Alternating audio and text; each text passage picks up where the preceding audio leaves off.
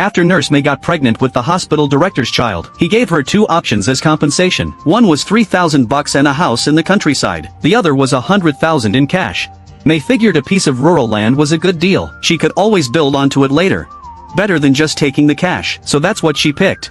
But when she got there she realized, this old country house was really run down, and who knows how long it's been abandoned. Weeds and dead trees had completely surrounded the place. Cleaning it all up would take who knows how much work, unless she paid out of pocket to hire people to help. The best thing about this land was how big it was. If May used it well, she could build a house exactly how she wanted. Thinking that, May walked around the property a few times, and decided it wasn't a bad deal. Even though she later found burn marks, May was already picturing what the place could look like fully fixed up.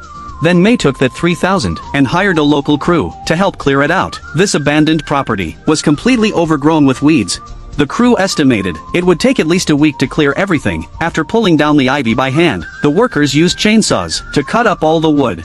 Some locals came and took the wood to use as firewood. Nothing wasted. The workers were happy about that. With the locals taking it, they didn't have to haul it far away. Neighbors gathered around to watch. Seeing May in her fashionable clothes moving in, they started whispering. May could piece together what happened here.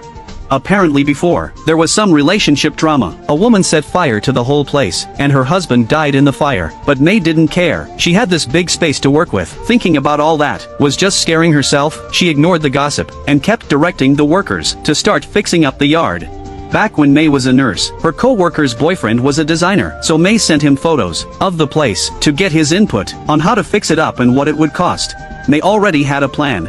If after renovations she liked it, she'd live here. If not, she'd just sell the land, make some money, and buy a place in the city. She also called her parents back home. Her parents had warned her before not to get involved with the director, but May was young and didn't think it through. She didn't listen, chasing love, and ended up with him for years. But now with this big property, she wanted her parents to come live with her. Their place back home was small. This land was huge. If she fixed it up right, her parents would love it. She told them her plan, and when they heard, they wanted to come see the place. So May bought them tickets to come as soon as they could, and help her figure things out. Most importantly, her parents were getting old, and she wanted them with her, to take good care of them. She regretted not listening to them before. Now she wanted them to enjoy their later years, and do her part as a daughter. If she settled here, May planned to find a nice local guy, and get married, spend the rest of her life here. The workers were almost done. They had cleaned everything spotless. The inside was bright and airy, but because it was so old, all the window glass was broken. May would just have to replace it. The house had good natural light. She could add more rooms in the yard, make use of all that space, plant some flowers, and leave a vegetable patch for her parents. So what do you think of May's choice?